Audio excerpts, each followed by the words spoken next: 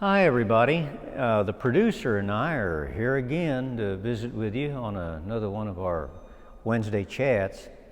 Now this week I am especially blessed to have with me two of the lovely young ladies of our parish.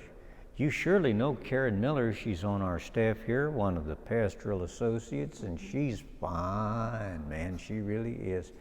And then along with her is Jen Olson, who's somebody who's been in our hearts for a long time. And both of them are going to have a few words for us today about different things going on in the parish. So why don't you come on in here, Karen Miller, and let us hear what you've got to say. All right, I'll come on in and let you know.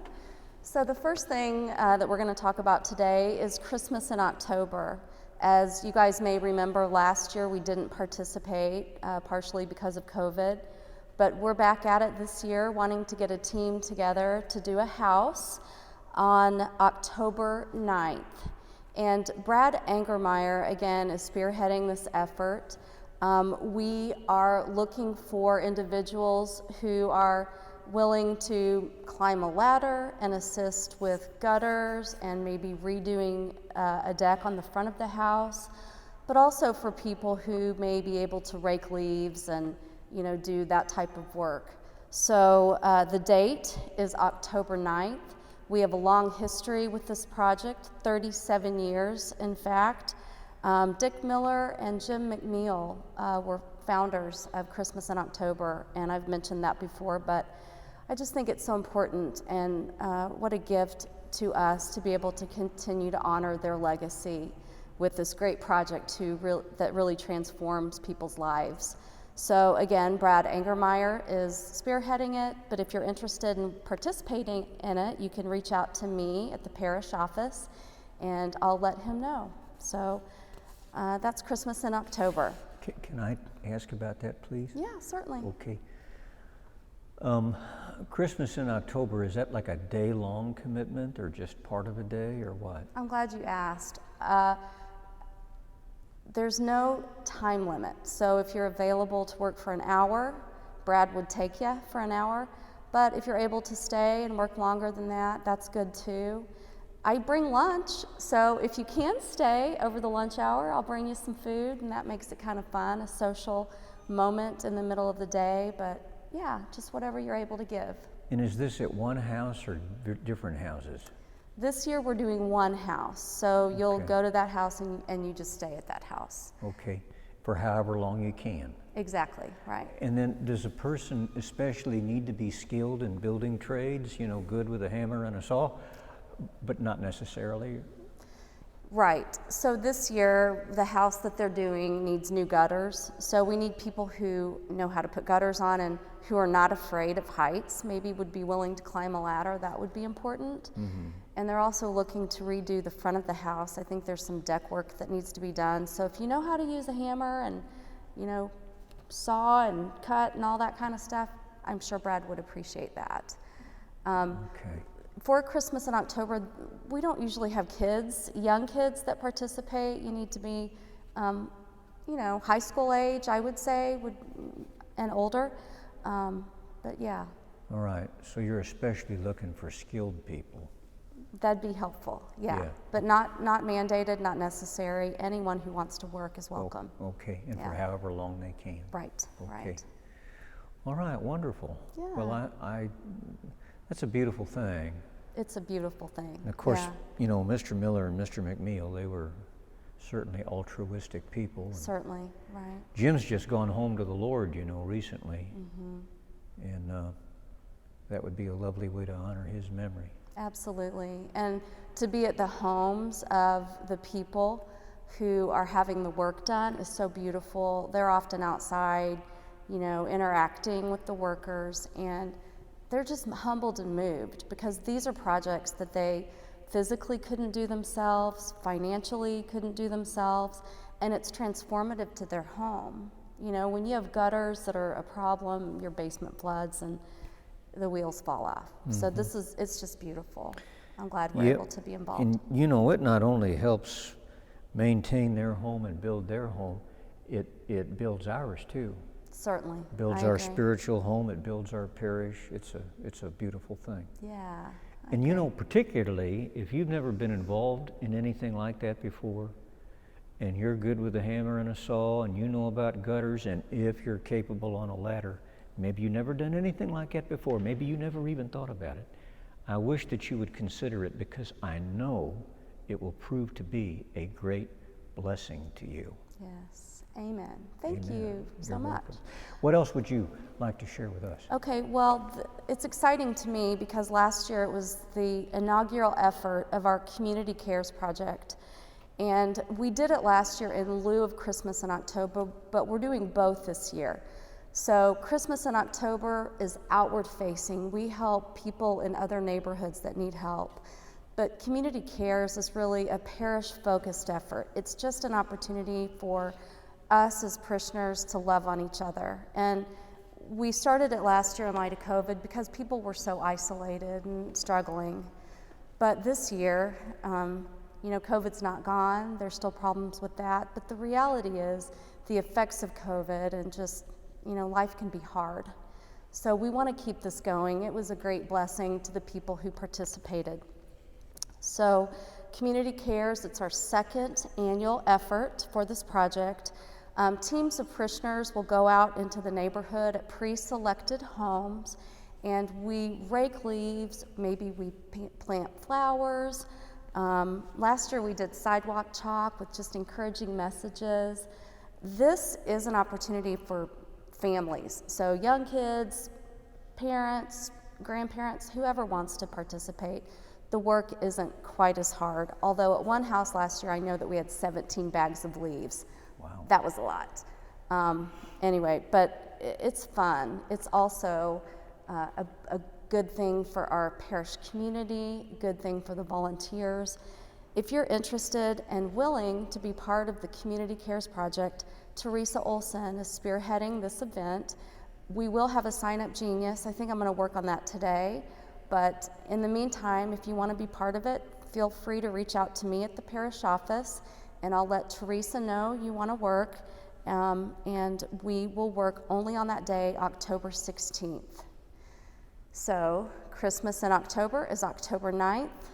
Community Cares, our parish-focused event, is October 16th. And I think they're both great ways to be involved in October, which, as we know, is Respect Life Month, right? So October 1st, that's this Friday, you guys will notice that we're going to have our banners up on Main Street here.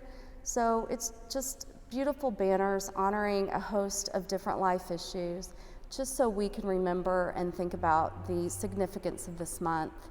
So I'm going to talk about one opportunity for you to be involved in Respect Life Month this Friday, and then I'm going to introduce Jen Olson, and she's going to tell you about a new initiative that we're going to offer for Respect Life Month.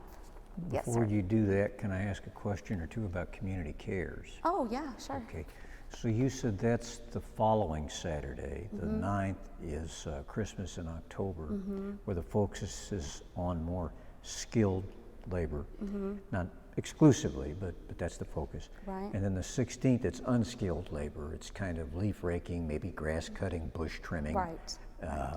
Yeah, stuff like that. Absolutely. So if you're thinking, well, golly, I haven't picked up a hammer since I was 8 years old and beat my little brother in the head, that's okay. Come on the 16th, where you don't have to have a hammer. That's right. And you can do something for folks that need it without being possessed of that construction skill. That's right. Right. Perfect. Thank you Okay. for clarifying that. And again, on the 16th, is it an all-day commitment or not necessarily? The way that Teresa had it last year, there were time slots available. So, 9 to 10, 10 to 11. Since we're only doing it one day this year, that may be different. So I don't think that you're being tied to the entire day. I think you can come Okay. and help as you can. And how many Again. different houses are we going to be at? That's not determined this year. Oh, okay. Last year, I think we did 17 homes, but it was over 2 weekends. So this year I would expect that to be a smaller number just because we're doing it only one day. And people can work at one home, or they can go from home to home, or? They'll be assigned. Oh, okay. Yeah. I see. Yeah. Okay. So I believe depending on your time availability, Teresa will match you appropriately with I see. the time frame, the size of the home, how many other families you might be working with. That's right. That's right. Great. Perfect. Thank you, Jen. Yeah. Yeah, last year was the first year for that. Yeah. You know, I wish I could participate in this. October has become the biggest month for weddings. Sure. So I have weddings every single weekend, every single Saturday Yeah. in the month, unfortunately. But I encourage the remainder of you who don't have weddings and such to really consider these things, because they're tremendous programs. Yeah, Just they tremendous. are. It's a lot of fun. Okay. All right. So is that all you wanted to tell us about? There's just one opportunity that I want to just mention that Respect Life has announced. I think it's been in the bulletin, and Megan's put it out on social media. But this Friday, October 1st, is the 40 Days for Life. They do an international mobilization effort to pray for an end to abortion.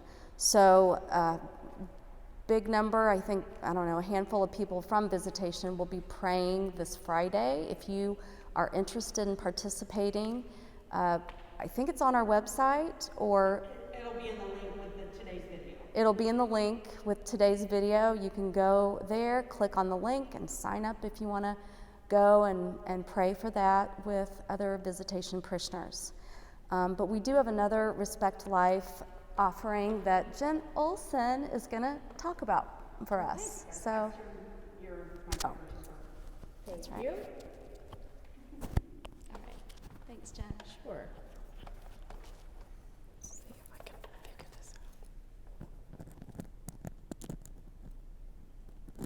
Well, They're kind of tricky till you get used to them.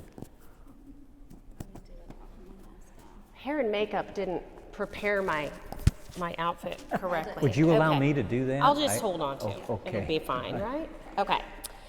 So many of you may remember the webinar in late winter, I believe it was in early March, where we hosted Rosalind Temple from Kansas City Mothers in Charge. And she spoke with us about their role in assisting victims, the families of victims of homicide. And Social Concerns Committee and some individuals after that webinar really felt moved to try to find some way we can support the work of KC Mothers in Charge. And so what we have developed is a prayer support offering in which a family or an individual could pick up a candle from the parish office. Karen Miller is spearheading it as pastoral staff. And so I brought the candle that I'm praying with right now. The candle has the name of a victim of violence. I'm praying right now for the family of Robin Strother, who was a young man who died at the age of 20. No, I'm sorry, he died at the age of 18. The candle prior to this was a young man, the age of 20. And we are trying to build awareness among our parish, as well as provide support to these families who are grieving the loss of a loved one.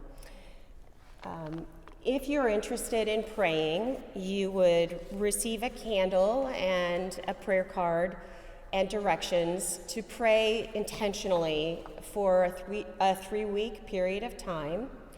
Of course, nobody's looking over your shoulder. You might choose to pray on your own. You might choose to bring it to adoration with you. You might choose to pray it at the dinner table with your family. I was speaking with one friend yesterday whose family is also praying for the perpetrator of this violence against the particular individual for whom they are praying, and for the family. Because she has been trying to build awareness within her family of the larger issue of violent crime and homicide, in particular in our Kansas City area. I don't know how many of you maybe even saw the news within this week that We are on record to have the largest number of homicides in the Kansas City area. We had 169 homicides so far in 2021 in Kansas City. So we can't solve that problem entirely, but we want to try to offer support through prayer to these families who are grieving. Absolutely. And I'll say, Jen, too, one thing, when we were talking yesterday, I think it's really personally changed the way that I hear stories of homicide. It's felt far away, but now when you know a name and you know their story, a little bit of their story, and you know their family's name, and you're praying intentionally in that way, it really brings it home and makes it more personal. And as Jen said, we can't necessarily fix it, but I think this is one way for us to engage and, just be an actively involved and aware. And who knows where the fruit of this effort will take us. But Can one of you say what happens with the candle when the 3 weeks is done? Yes, so after I've been praying with my candle for 3 weeks, I will return it to the parish office, and Karen will coordinate returning that to Casey Mothers in Charge. They will then take the candle to the family, and along with a nice letter that says that we've been praying for them. And if they wish, they can take the candle back after they've burned it further. They can take it to Corner Candle Shop in Brookside and have it refilled so that they may burn it on their own. And our ministry will pay for that initial repouring of the candle so that there might be some sort of spiritual ongoing community building between us. We're also working with St. Francis Xavier on this as well. So there are members of their parish who are also going to be praying. And I think that's about it. Yeah.